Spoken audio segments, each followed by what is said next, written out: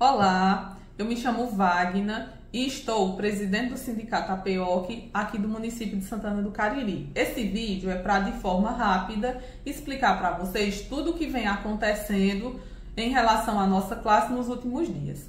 Antes de iniciar, eu quero deixar claro que o sindicato é apartidário e vai continuar sendo. Em momento algum, nossas manifestações, nossa indignação é por conta de política, não é. É por conta de nós estarmos lutando pelos nossos direitos. A gente sempre teve um diálogo com a gestão, de parceria, de ajudar, mas nós também sempre deixamos claro que no momento em que nós achássemos que os professores ou os sindicalistas, que são todos os funcionários, tanto da educação como da Secretaria de Cultura, estivessem sendo prejudicados, nós iríamos reivindicar. E é o que a gente está fazendo agora.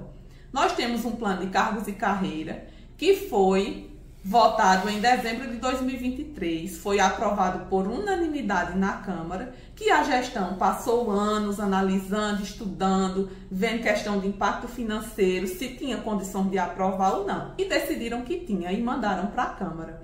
E os vereadores na época também estudaram, também analisaram e aprovaram. Em julho desse ano, na última sessão, nós fomos surpreendidos à noite já com uma alteração nesse nosso plano, que foi proposto pela gestão. Esse pedido de alteração deu entrada na casa no dia da sessão, com pedido de votação em regime de urgência. Ou seja, se ele tivesse sido alterado, a gente não ia ter ficado nem sabendo. Por sorte, o vereador Vicente pediu vista e o presidente Maciel aceitou, e não foi votado naquele momento, e a gente teve tempo de olhar quais eram essas mudanças. Quando a gente viu do que se tratava, nós procuramos Samuel e procuramos Márcio, tivemos uma reunião onde a gente teve mais de 2h30 de conversa, mas infelizmente não conseguimos chegar a um consenso. E naquela oportunidade o prefeito disse que ia deixar a Câmara decidir. A gente já se preocupou com esse posicionamento dele, porque a gente sabe que a Câmara, a maioria dos vereadores que estão lá são apoiadores da gestão. Mas também pensamos, por outro lado, que a maioria dos que estão lá foram os mesmos que aprovaram o plano antes. E como tudo vinha acontecendo normalmente, a gente achava que tinha condições e que não iria ser reprovado por eles. Mas explicando quais eram as mudanças. Em relação ao dia de estudo do professor. O professor que tem 40 horas, ele tem direito a 13 horas dessas 40 para planejar. E aqui em Santana tem uma lei que diz que 6h30 desse planejamento é em casa e 6h30 desse planejamento é na escola com planejamento coletivo. O que vinha acontecendo no nosso município é que a Secretaria de Educação e as escolas, por diversos motivos, não estavam tendo condições de oferecer esse planejamento coletivo para os professores.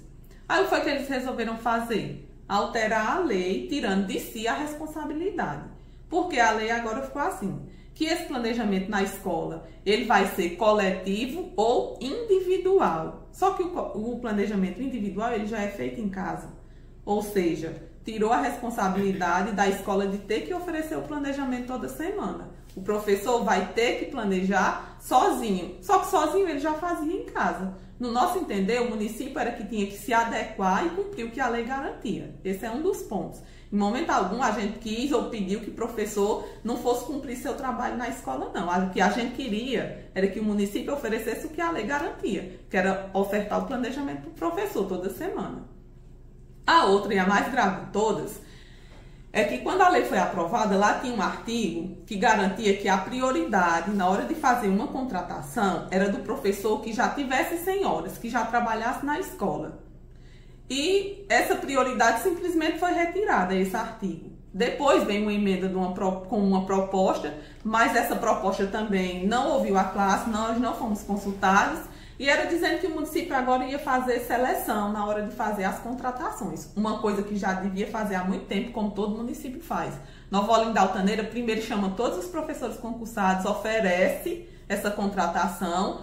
Quando tem todo mundo que deseja ser ampliado e que já é efetivo, consegue, é que se faz a seleção para os temporários. Em momento algum, pessoal, a gente pediu com isso que os contratados perdessem seus empregos, não. desde 2023 que o plano foi aprovado. A gente está em 2025, quase no final. E nenhum contratado perdeu seu emprego. Por que vocês perderiam agora? Isso tudo aconteceu, essa alteração nessa lei, porque em janeiro de 2025, uma professora pegou a lei e foi até a Secretaria de Educação e disse: secretária, eu gostaria de ser ampliada, eu gostaria de ter minha contratação de mais 100 horas, conforme a lei vem garantindo. Mas eles não quiseram aceitar a professora, não quiseram descontratar ela. O sindicato também procurou a gestão, pediu, tem uma lei que assegura a servidora, dê a contratação a ela, não teve acordo, não aceitaram, não deram a contratação. Ela, se sentindo prejudicada e respaldada por a lei, deu entrada na justiça, requerendo seu direito. Qual foi a atitude da gestão? Mudar a lei, para ficar conveniente para eles. Porque mudando a lei, eles não iam mais ter essa obrigatoriedade. Foi simplesmente por isso, porque não estavam tendo condições de cumprir. Agora, eles estudaram e analisaram o que foi que mudou, que antes tinha condições e agora não tem mais. O secretário disse que uma lei é passível de mudança e ele está certo, ela é mesmo. Mas é quando vem para acrescentar, para melhorar e não para retirar. Na fala dele, na sessão, quem ouviu ele falar que se não mudasse a lei, de repente ele ia ser obrigado a contratar professor que falta muito, que tira muito atestado.